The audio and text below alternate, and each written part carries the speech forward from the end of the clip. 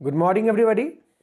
आज के इस वीडियो में आप सभी का बहुत बहुत स्वागत है और मैं आपके सामने उपस्थित हूँ क्लास 10 के विज्ञान विषय का एक मॉडल सेट लेकर। आपको ज्ञात होगा, आपको मालूम है कि जैक के द्वारा जो बोर्ड की परीक्षा होनी है उसको दो टर्म में लिया जाना तय किया गया है, जिसमें से फर्स्ट टर्मिनल एग्जामिनेशन, पहली शाब्दिक परीक्षा जो है वो दिसंबर महीने में शेड्यूल्ड हुई है और दूसरी शाब्दिक परीक्षा जो है वो मार्च अप्रैल में शेड्यूल की गई है। वो अनाउंस्ड है पहले से, केवल डेट आना बाकी है। तो पहली शाब्दिक परीक्षा की जो स्प्लिट सिलेबस है, जो सिलेबस अलग किया गया है, उस सिलेबस पर आधारित 40 क्वेश्चन का मॉडल सेट जारी किया गया है JCERT के द्वारा और वैसे 3 सेट्स दिए गए हैं और उन तीनों सेट्स में 40 क्वेश्चन मतलब 120 क्वेश्चन हुए। अगर आप इन 120 क्वेश्चंस को सॉल्व कर लेते हैं, याद कर लेते हैं, तो निश्चित रूप से आप अच्छा स्कोर कर पाएंगे, सम्मानजनक स्कोर कर पाएंगे। हालांकि अगर बहुत बढ़िया परफॉर्मेंस करना है तो थॉरली किताब को पढ़ना ही है, लेकिन यह जो सेट है ये आपको एक मार्गदर्शन देगा, एक आइडिया देगा कि आप किस तरह के क्वेश्चन की तैयारी करेंगे।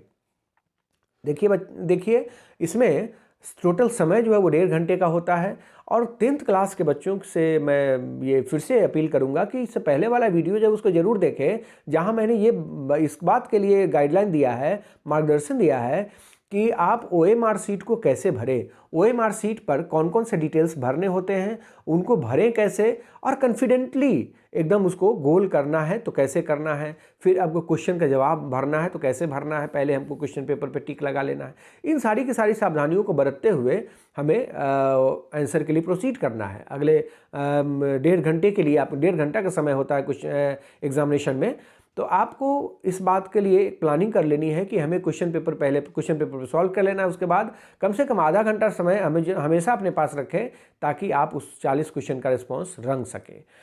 तो चलिए बिना समय बिताए मैं आपको इसके कुछ इंस्ट्रक्शंस पढ़ देता हूँ। एक सबसे इम्पॉर्टेंट बात, महत्वपूर्ण बात, कि इसमें कोई निगेटिव मार्किंग नहीं है।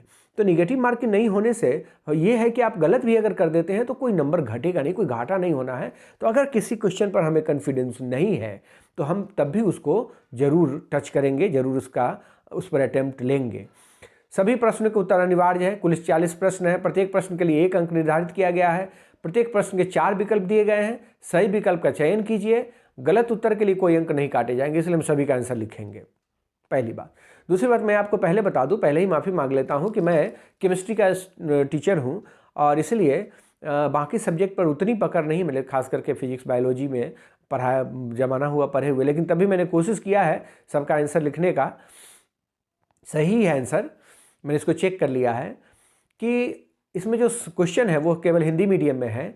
दाढ़ी बनाने के लिए किस प्रकार के दर्पण का उपयोग किया जाता है?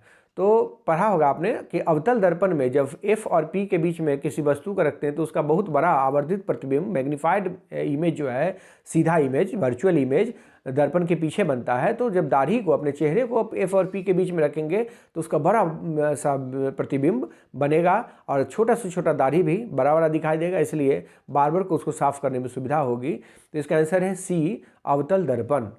गोलीय दर्पण में फोकस दूरी तथा वक्रता त्रिज्या के बीच संबंध क्या होता है?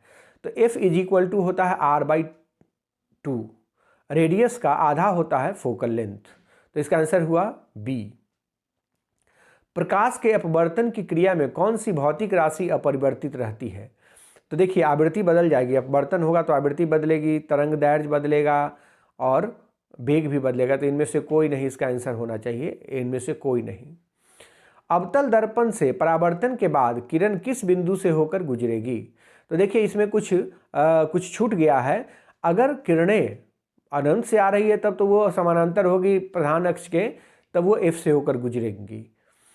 अगर किरणें कहीं दूसरे जगह से आ रही हैं तब वो F से होकर नहीं गुजरेगी, लेकिन ये माना जाता है, ये अंडरस्टूड है कि जो किरणें आ रही हैं वो प्रधान अक्ष के समानांतर है तो F से जाएगी। तो इसका आंसर हुआ B। क्वेश्चन 5, किसी दर्पण से वस्तु को कहीं भी रखने से वस्तु के बराबर आकार का सीधा प्रतिबिंब बनता है तो दर्पण होगा समतल दर्पण। समतल दर्पण पे कहीं भी वस्तु को रखिएगा तो बराबर दूरी पर बराबर उतना ही बड़ा प्रतिबिंब बनता है। प्रकाश के अपवर्तन के कितने नियम है? तो 2 नियम है इसके। किसी गोलीय दर्पण की वक्रता त्रिज्या 50 सेंटीमीटर है तो उसकी फोकस दूरी उसकी आधी होगी, F=R/2, तो 25 सेंटीमीटर। मैंने यहाँ लिखा भी है। देखिए 1 मीटर फोकस दूरी वाले उत्तल लेंस की क्षमता, तो क्षमता लेंस की क्षमता होती है 1/f, तो 1/f तो वो +1d। चूंकि यह उत्तल लेंस है तो उत्तल लेंस की फोकस दूरी पॉजिटिव होती है, इसलिए इसका आंसर होगा +1/d। किसी उत्तल लेंस की फोकस दूरी हमेशा पॉजिटिव होती है।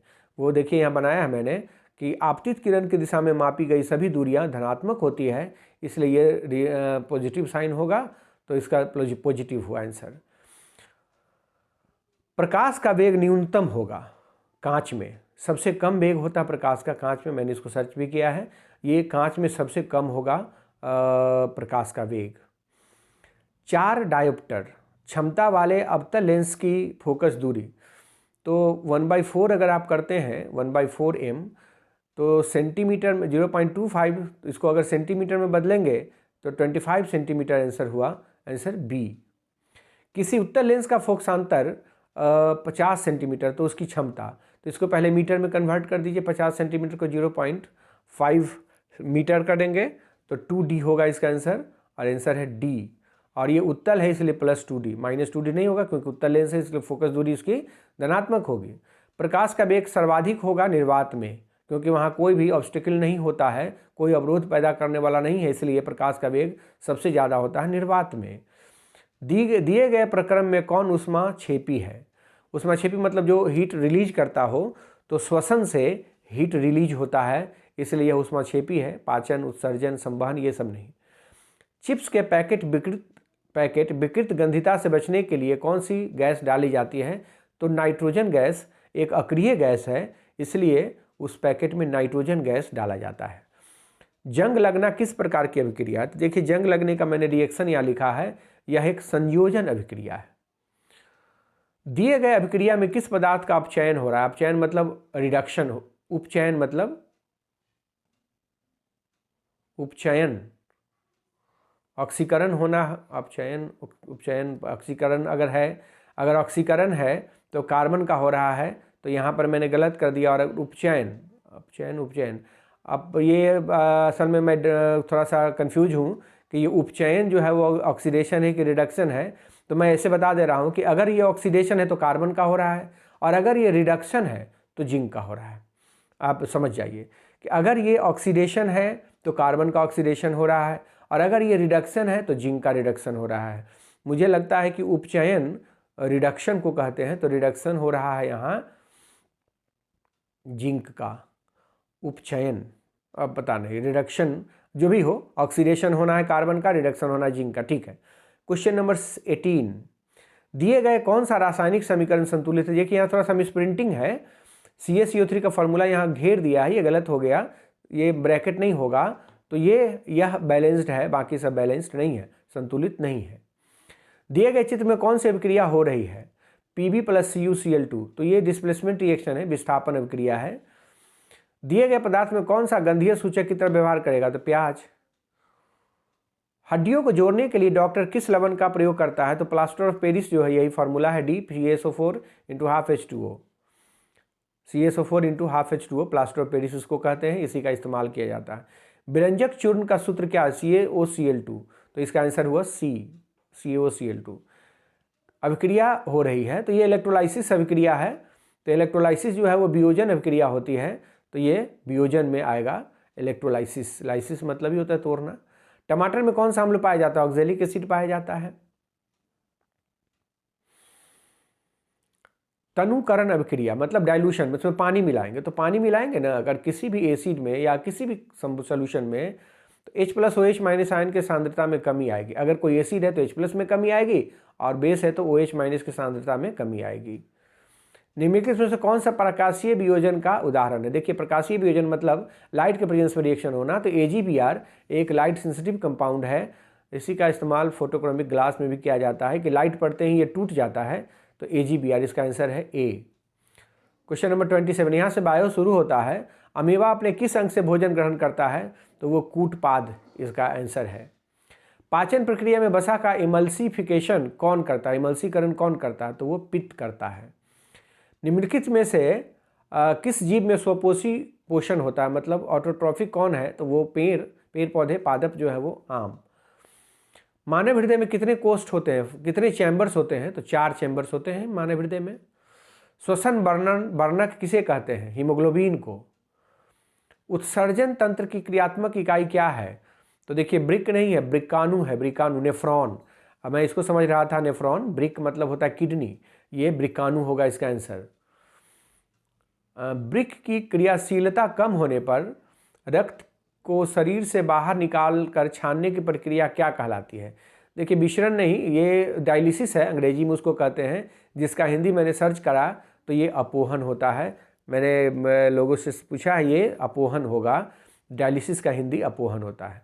जनन की मूल घटना क्या है, डीएनए की प्रतिकृति बनना, डीएनए की प्रतिकृति बनना। दिया गया चित्र किस प्रकार के जनन को दर्शाता है, तो ये बहुखंडन जनन को दर्शाता है। नर युग्मक तथा मादा युग्मक के संलयन को क्या कहते हैं, निषेचन, फ्यूजन। लड़कों में यौवनावस्था के लक्षण को नियंत्रण करने वाला हार्मोन कौन सा है, टेस्टोस्टेरॉन।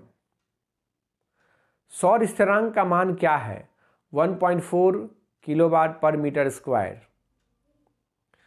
जैव गैस का मुख्य घटक मीथेन होता है, नेचुरल गैस का। महासागरीय तापीय ऊर्जा प्राप्त करने के लिए महासागर के पृष्ठ के जल का ताप और 2 मीटर की गहराई के जल में के ताप में कितना का अंतर होना चाहिए। 2 मीटर की गहराई में तो 20 डिग्री सेल्सियस का अंतर होना चाहिए। तो देखिए मात्र 10 से 11 मिनट लगा है इन 40 क्वेश्चंस को सॉल्व करने में।